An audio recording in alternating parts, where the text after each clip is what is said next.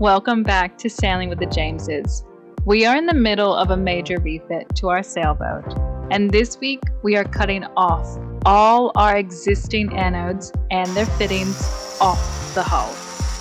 We will be decreasing the number of anodes we have, and most importantly, the main reason we are doing this is because we are recessing our anodes to be flush with the hull. Hi, we're the James family. Are you sick of your day-to-day life? Ever thought about doing something different? Well, we did just that. We bought an unfinished aluminium catamaran and we're fixing her up as we sail around the world. Come along for the journey and click subscribe. Daddy? Mommy? Charlie? James. These are our current anodes, mounted off the hull and attached to these nodes. They're not very aerodynamic as they disrupt the water flow over the hull. And we have 4 per hull, totaling 8 anodes. These oddly shaped objects serve an important purpose. They are a sacrificial piece of metal that protects and prevents more important parts of the boat from deteriorating. For us, that's our entire hulls. We are an aluminium boat, and aluminium, when it comes in contact with water, particularly salt water, can corrode due to electrochemical reactions. To protect the aluminium hull, we have zinc anodes attached.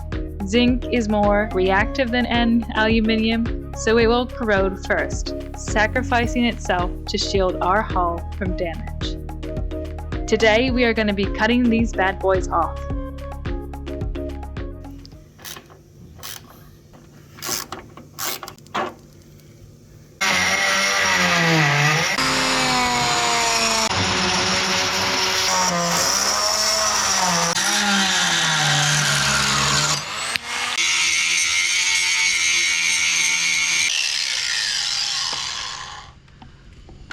What are you doing?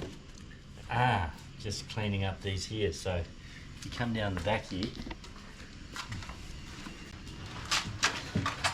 These were the plugs that were on here, and then the anodes sit on them like that, and they're just creating a heap of drag.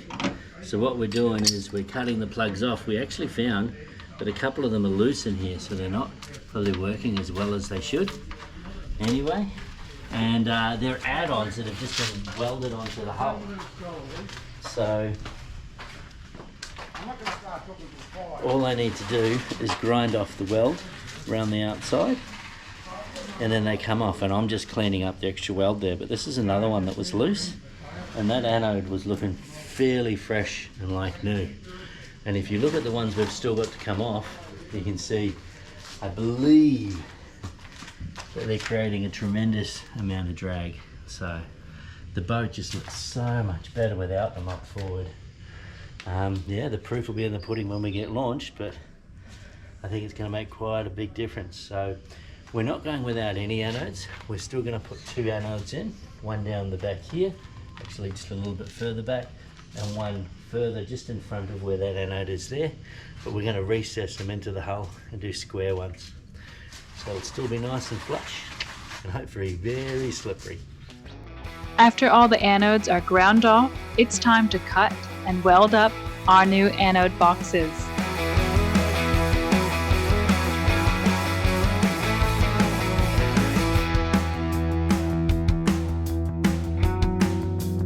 Now seems like a really good time to introduce you guys to Robin, our welder. You guys will be seeing a lot more of him in the upcoming videos. Robin is actually the main reason why we are in Cairns. He is a legendary boilermaker with a fantastic reputation. He's also a part of the yachting community who lives full-time on his sailboat.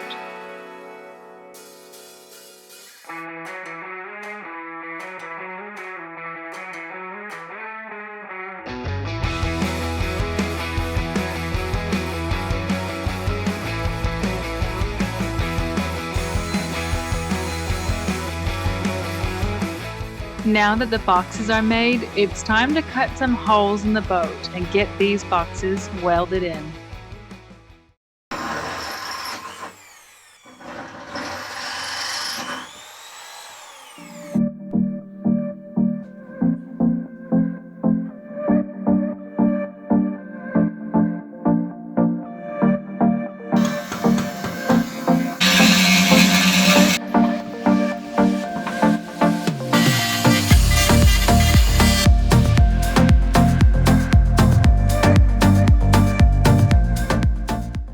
So whenever we have these great ideas, like recessing the anodes, we always find that turning them into a reality is slightly more challenging than we anticipated.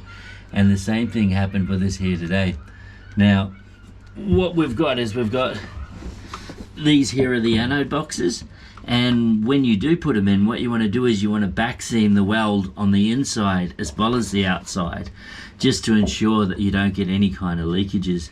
And our initial plan was to put them here where these dark markings are on the hull, but we couldn't get the head of the welder in around to weld the seams, so we've had to take a bit of the flooring apart here so we can get in and they're up a little bit higher than we anticipated on the hull. And we've also had to modify where we're putting it in the stern as well, because we found it a bit challenging to find access. So what we've got here is we've got 20mm plate on the back, which is nice and thick, because with the ones that we took off the hull, we found that the thread in them was a little bit loose and wasn't getting as good a contact. So we've got something nice and thick here to thread into. We tapped the threads all the way through, and we've just put welds on the back here so that it's all nice and sealed and we can put them in nice and tight. Well, the next step is for us to put the timber back up along the side here. We'll have to fix up a few bits and pieces, put the electrics back together, and yeah, we'll go outside, we'll cut the anodes to size, and we'll be good to go.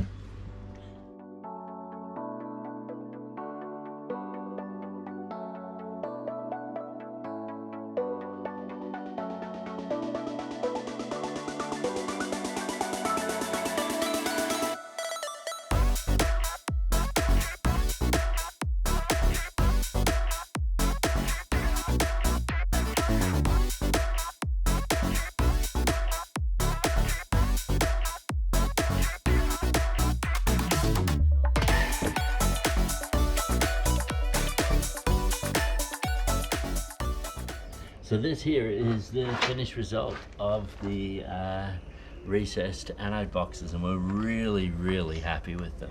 To give you a bit of an idea of what it's going to look like, here's an old used anode we found in the yard, and it will go in there like that. Our ones are slightly bigger, but yeah, that's basically what it'll look like, nice and flush mounted. So what we have is we have a template here, because we'll just buy a block of anode, it'll be cheaper, and make our own, drill the holes in. We're going to have some N10 stainless bolts that go through here with some nylocks on them. We'll countersink them and put some nice big washers on there, and that will be our anodes. I know we will be going stainless, but because it's right onto an anode, it's not really going to eat away with the dissimilar metals right there.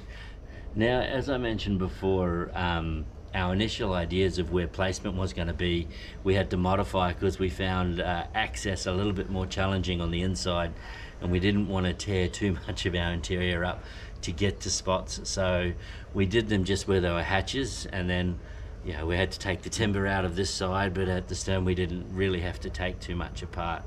Now, what I've always been taught is one anode is good to service a 6-meter radius. So what that means is, as long as this is within 6 meters of the bow, this can be the forwardmost anode. Then this will do 6 meters this way, as long as the other one could be 12 meters apart if they were directly in line. As long as it's within the next 6-meter radius, then it can service that area. And then as long as that's within 6 meters of the stern, then you're good. So we had 8 anodes. When we had 8 anodes, we had 3 concentrated around the engine room, and we believe that they were there because the engines are earthed to the hull to try and counteract all the electrolysis that would have been happening back there. as we're modifying the electrics and changing it so that we've got solenoids that'll isolate our engines from the hull, we don't need as many there, and so we're going to go down to the 4 in total, 2 either side. As long as they're within that 6 metre rule, then we're all good. We are pushing it at the stern, it's right on the very edge, but they are all within 6 metres, and that's what we're doing there.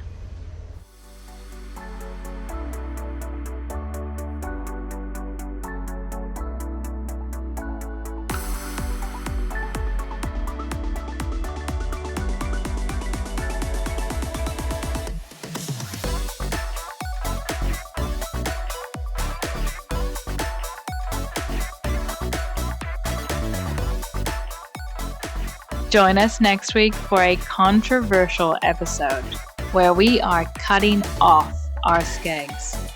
It has sparked a lot of debate in the boatyard, and we are eager to hear your opinions. Don't miss out and tune in next Saturday.